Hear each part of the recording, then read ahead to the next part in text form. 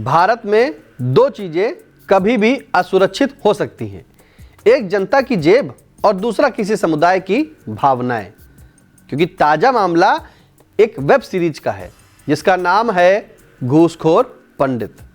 अब नाम सुनते ही यूपी की राजनीति में सोशल इंजीनियरिंग के चाणक्य जाग गए हैं।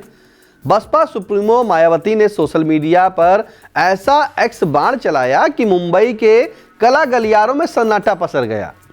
उधर गंभीर अभिनय के बादशाह मनोज बाजपेयी भी अब सफाई वाले मोड में आ गए हैं। तो क्या अब पर्दे पर विलन बनने से पहले उसकी जाति और गोत्र का भी नो ऑब्जेक्शन सर्टिफिकेट लेना होगा? चलिए इस सियासी और फिल्मी रायते को विस्तार से समझते हैं। नमस्कार, आप देख रहे हैं आई इंडिया और मैं हूं आपके साथ निशांत गुप्ता।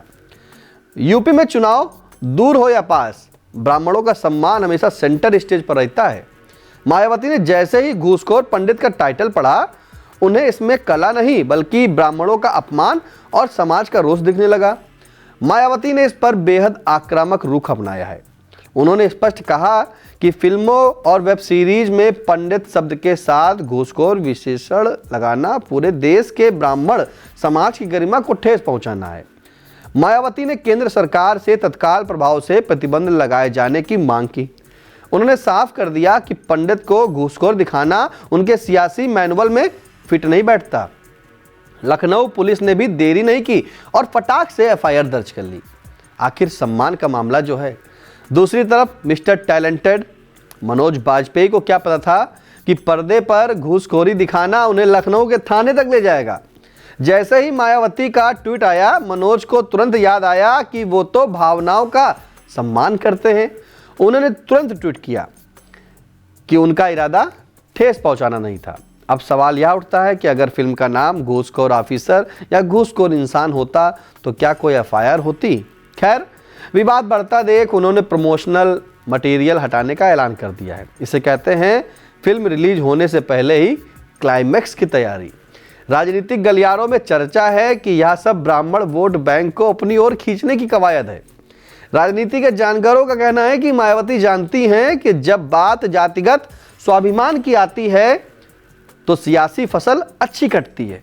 दूसरी ओर फिल्म निर्माताओं के लिए विवाद ही फ्री पब्लिसिटी का काम करता है। लेकिन यहाँ तो दांव उल्टा पड़ता दिख रहा है। कला की आज़ादी अब जातिगत फिल्टर से होकर गुजरने को मजबूर है। अब देखना यह है कि क्या भविष्य में ईमानदार नेता या सफ़ेद पोश संत जैसे नामों पर भी कोई आपत्ति दर्ज कराएगा। तो लब्बो-लुबाब यह है कि सीरीज रिलीज हो या ना हो, यूपी की सियासत में एक नया एपिसोड जरूर रिलीज हो गया है और मायावती ने अपनी उपस्थिति भी उसमें दर्ज करा दी है। पुलिस ने कागज भर दिए हैं और मनोज बाजपेयी ने हाथ जोड़ लिए हैं। बता दें कि घूसखोर पंडित पर बड़े बयान, बड़े विवाद पर ब्राह्मण समाज पहले ही बड़े पैमाने पर विरोध दर्ज करा चुका है। दिल्ली हाई कोर्ट में भी याचिका भी दायर हुई है। अब बस जनता को इंतजार है कि असली घूसखोर पकड़े जाए, चाहे वो पर्दे पर हो या फिर पर्दे के पीछे।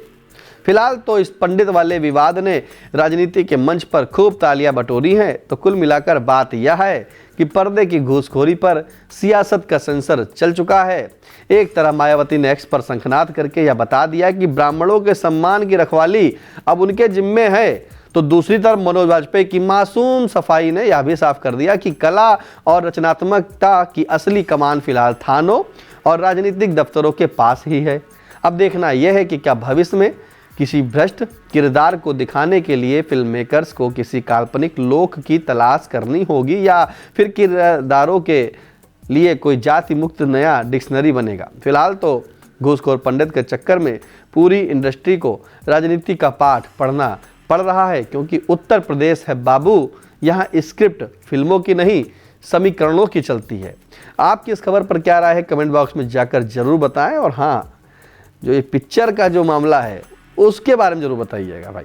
थाना हजरतगंज सेंट्रल जोन जनपद लखनऊ में एक जो वेब सीरीज है घूसखोर पंडित, उसके डायरेक्टर और उनकी अज्ञात टीम के विरुद्ध सुसंगत धाराओं में अभियोग पंजीकृत किया गया है। इसके कंटेंट से ऐसा लग रहा है कि इससे जातिगत अपमान और सामाजिक आक्रोश और शांति भंग होने की आशंका है। इन सबको देखते हुए इस पे सुसंगत धाराओं में अभियोग पंजीकृत करके अग्रिम विधिक कार्रवाई की जा रही है।